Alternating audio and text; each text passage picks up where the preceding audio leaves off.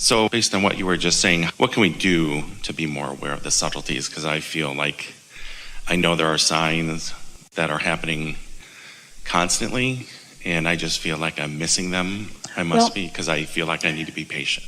It's about tuning. You can be as patient as you have time to be, but if you've got your tuner set on the wrong station, you're not going to hear what's being broadcast on the station that you want to hear from. And so it's not about patience, it's about tuning. The thing about resistance is, you see, beliefs are active vibrations within you.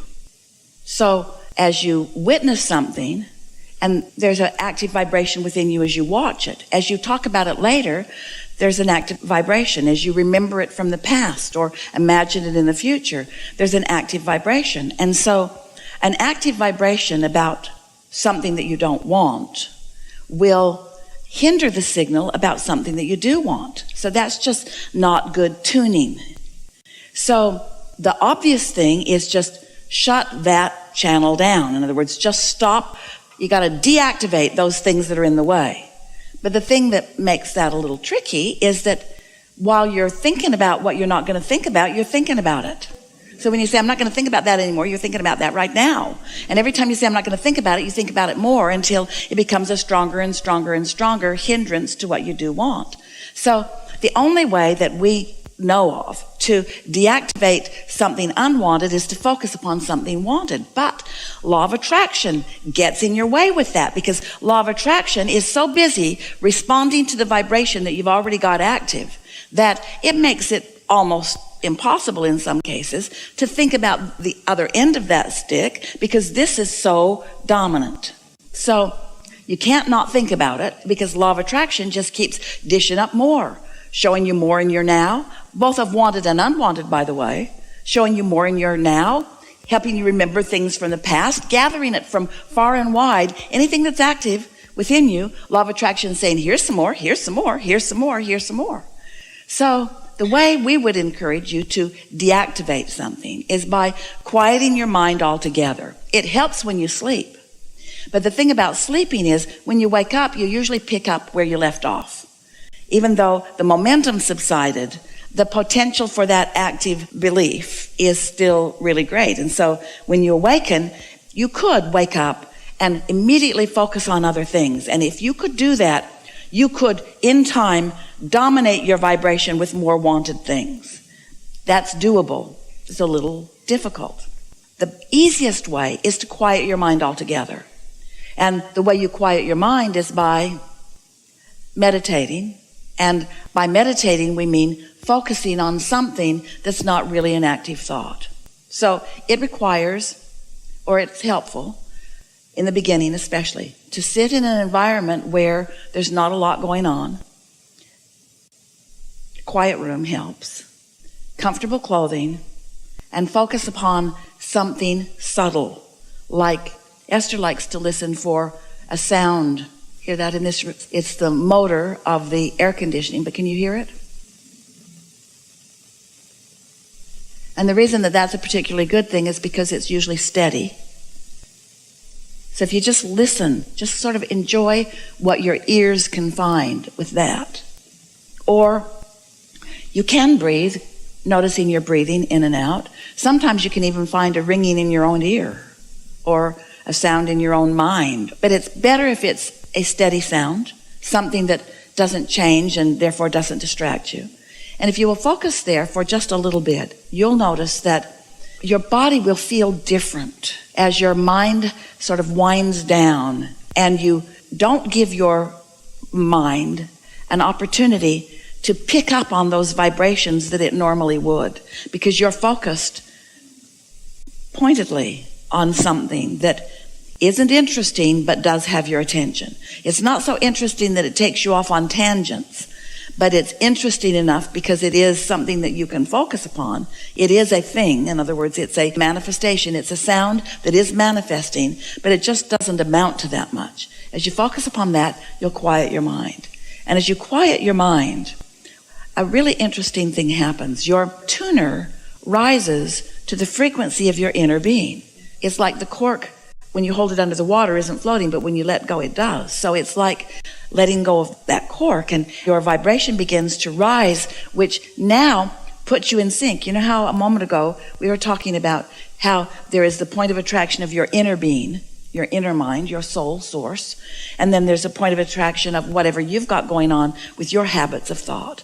Well, when you quiet your own habits of thought, then your inner mind becomes dominant. So now you're right there with your inner being, and your inner being is wise enough not to begin introducing thoughts to you that are going to take you back over here. Your inner being will speak very generally to you at first, because there's no point in talking about that issue that you've got going on, because as soon as your inner being brings it up, you're going to go right back to that lower vibration because your habit of thought is so practiced there.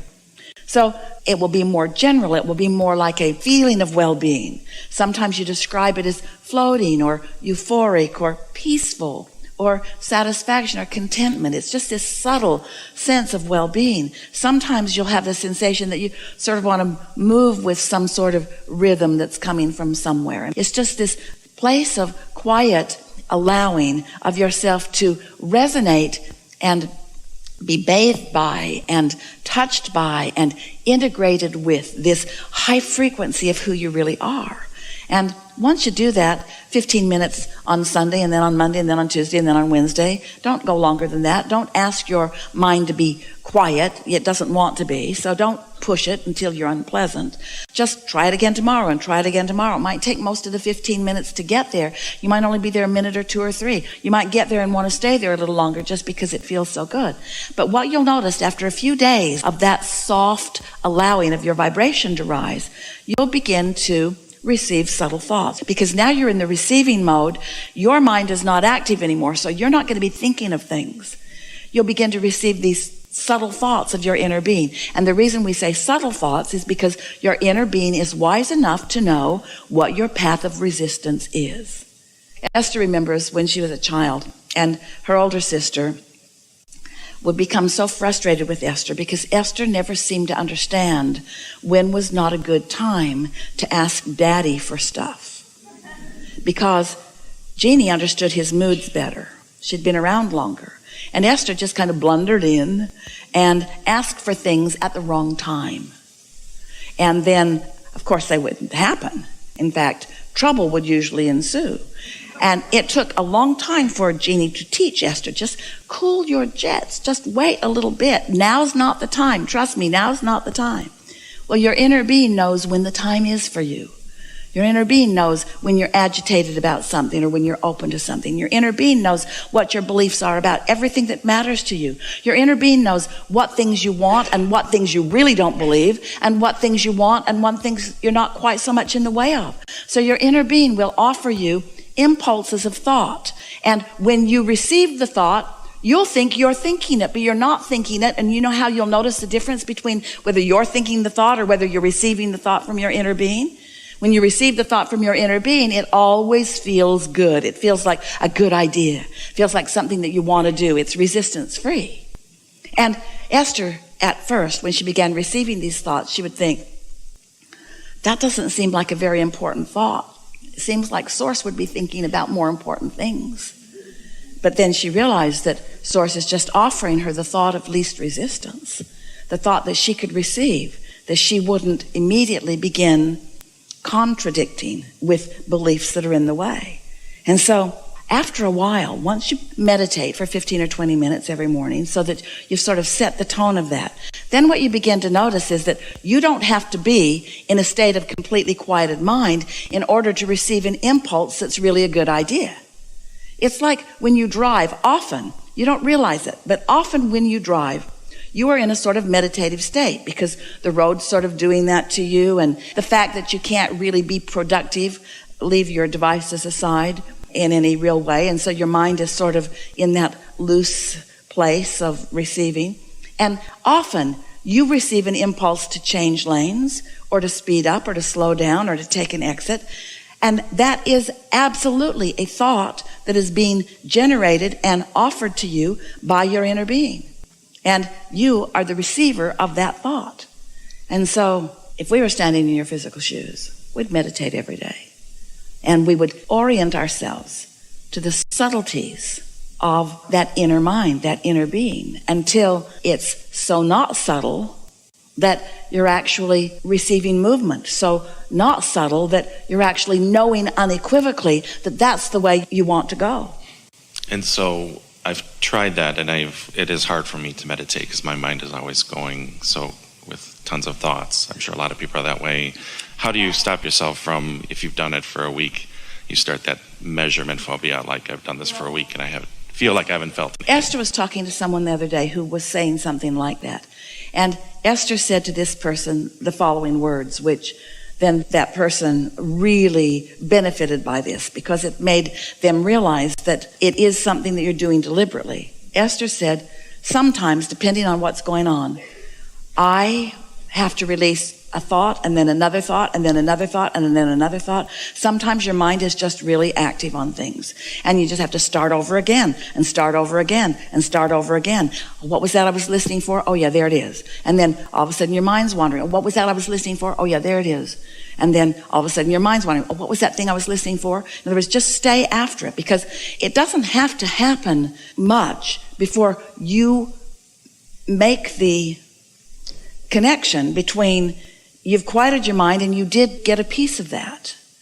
So all that's in the 15 minutes, even if you feel like I'm restarting and restarting. And if you've been sitting there for 15 minutes, which is the amount of time that you've allowed, if you need to then leave and go somewhere and you realize that you haven't reached it, you may get more and more aggravated as you say, I'm not there yet, I'm not there yet, I'm not there yet. Don't do that to yourself. Just say, enough for today, and get up and go. But it is our promise to you that when you sit to focus upon some sound, your mind will quiet. Your mind will quiet, and your inner being will help you too. Your inner being's right there with you. Your inner being is helping you in this vibrational adjustment. You've just got to allow it. And so just be easy about it. Don't make it work. And don't keep telling the story that it's hard. Because if while you're in your not meditating state, you say, I can't meditate. I just can't meditate. It's hard for me to meditate. My mind won't quiet. Well, then it's going to be hard for you when you sit to do that because you've just activated a vibration that is working against you. So begin saying things such as, when you go to bed at night, do you toss and turn for hours? Usually, because my mind's going about stuff, yeah. So that's not a really good idea to use that. So I try to do a lot of appreciation. Do you ever watch television? I've really cut back on all the news. Do you ever watch television? Netflix. Do you ever lose the plot in a movie? Wait a minute, who's that? Do you ever not hear what they said and want to rewind so that you can hear what? Are you ever distracted from something that you're focused upon? Yeah. Well, it's not different from that. Are you ever across the dinner table from someone and you see their mouth moving and you realize you haven't been listening? You haven't been listening. You're smiling and nodding, but you haven't been listening. And so you certainly have the ability to focus in the same way that you can tune someone else out, you can tune your own mind out. You can. You just got to get good at it.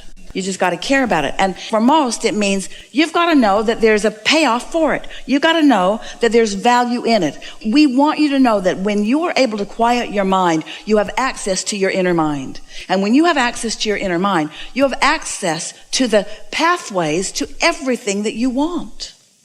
The best ideas will come from this vibrational reality where your inner being knows every piece of everything that you've ever asked for.